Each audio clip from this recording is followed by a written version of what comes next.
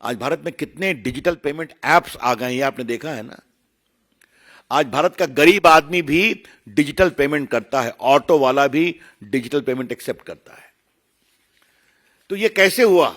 2016 के नरेंद्र मोदी सरकार के ऐतिहासिक फैसले, जिसमें 500 और 1000 के नोट को डिसर्कुलेट किया गया था, डिमोनेटाइज किया गया था, उसकी वैधानिकता को चुनौती देने वाले सारे याचिकाओं को अस्वीकार कर दिया है।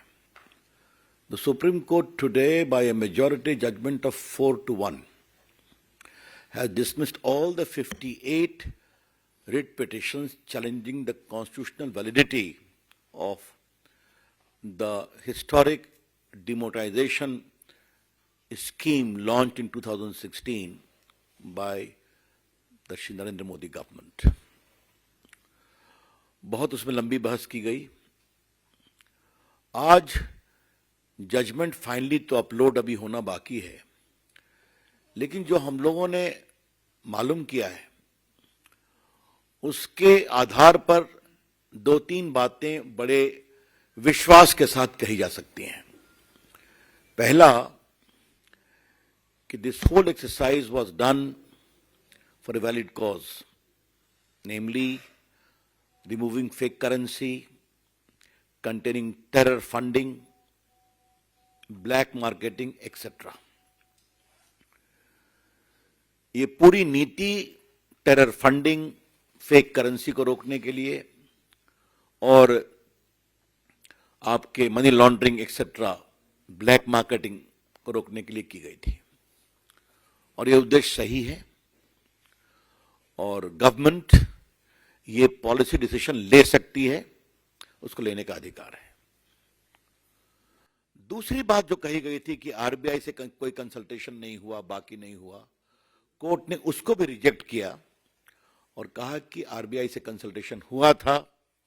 स्वयं आरबीआई ने कोर्ट के सामने अपने वकील के द्वारा हुआ कि एक कंसल्टेशन हुआ था और कोर्ट ने यह भी कहा कि reserve bank of India act के सेक्शन 26(2) में का भी कोई वायलेशन नहीं है।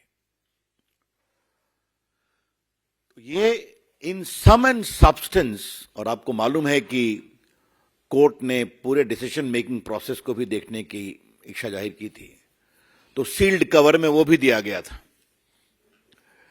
इसका मतलब यह हुआ कि कोर्ट ने पूरे डिसीजन मेकिंग प्रोसेस को सही पाया। The honourable supreme court by a majority judgment found the entire decision making process to be fair and reasonable. दूसरी बात, कोर्ट ने कहा कि the government has got the right and discretion to undertake economic policy decisions, and those decisions have to be appreciated unless there is something arbitrariness in it. ये जो बात कही गई थी तो कोर्ट ने इसको भी स्वीकारा। एक माननीय न्यायमूर्ति जस्टिस नागरत्ना ने डिसेंटिंग जजमेंट दिया है, लेकिन आपको मैं बताना चाहूंगा उन्होंने भी क्या कहा है। The policy was well intentioned. I want to seriously emphasise upon that कि इस पॉलिसी की नीयत और नीति ठीक थी। It was well intentioned. उन्होंने कहा है कि 26(2) के अंतर्गत यह नहीं होना चाहिए, आवश्यकता हो तो कानून लाना चाहिए। उनके निर्णय का भी हम सम्मान करते हैं, लेकिन मेजॉरिटी जजमेंट कॉन्स्टिट्यूशन बेंच के 5-1 का मैंने आपको विस्तार से बता दिया।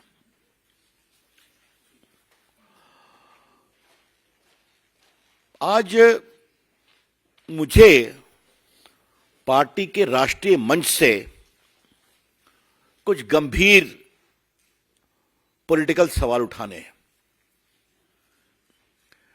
कितना बड़ा तूफान हंगामा खड़ा किया गया था कांग्रेस पार्टी ने डिमोनेटाइजेशन को लेकर के। यह सिर्फ यही नहीं हुआ था, राहुल गांधी विदेश में भी जाते थे तो इसी के बारे में बोलते थे, आपको मालूम है। और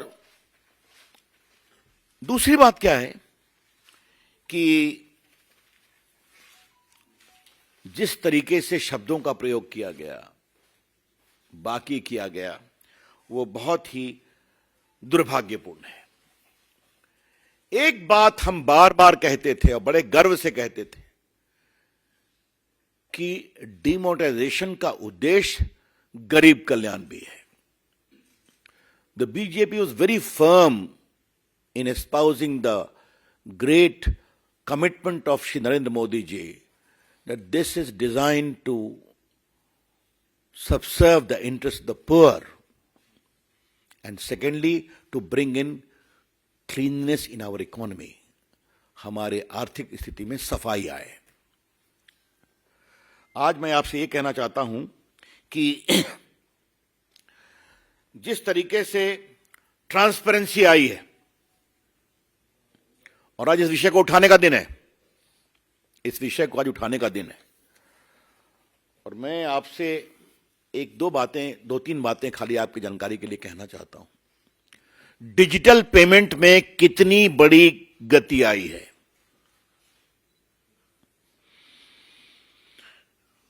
अक्टूबर 2022 यानी सिर्फ 1-1.5 महीना पहले भारत में 730 करोड़ डिजिटल ट्रांजैक्शन हुआ, worth 12 lakh crore. Just in October, India recorded a great bumper harvest of digital transactions worth 730 crores, amounting to 12 lakh crore transaction, rupees transaction। इसका मतलब समझा जाता है क्या? आज भारत डिजिटल पेमेंट में दुनिया का एक नेता बना है। भारत का जो पूरा फिनटेक मूवमेंट है, यूपीआई, ये सब आप देखते हैं ना। आज भारत में कितने डिजिटल पेमेंट एप्स आ गए हैं, आपने देखा है ना। आज भारत का गरीब आदमी भी डिजिटल पेमेंट करता है, ऑटो वाला भी डिजिटल पेमेंट एक्सेप्ट करता है। तो ये कैसे हुआ? ये हुआ नोटबंदी के बाद, जो डिजिटाइजेशन ऑफ डिजिटल इंडिया में कंट्री को आगे बढ़ाया गया, ये उसका कारण है। अब मैं आपसे एक बात और कहना चाहता हूं कि 16-17 में लगाया गया था। मैं आपको कुछ 3-4 एग्जांपल दूंगा, ज्यादा नहीं दूंगा। 17-18 में, एक साल बाद, देश का टैक्स कलेक्शंस 18% हायर हो गया। It was 10.3 lakh crore the very next year. अब तो और बढ़ा है। आपको जानकर खुशी होगी कि आज देश में टैक्स, इनकम टैक्स देने वालों में करोड़ों की संख्या बढ़ी है। ये चर्चा बार बार सदन में हुई है, इसलिए मैं उस पर आपको ज्यादा नहीं बोलूंगा।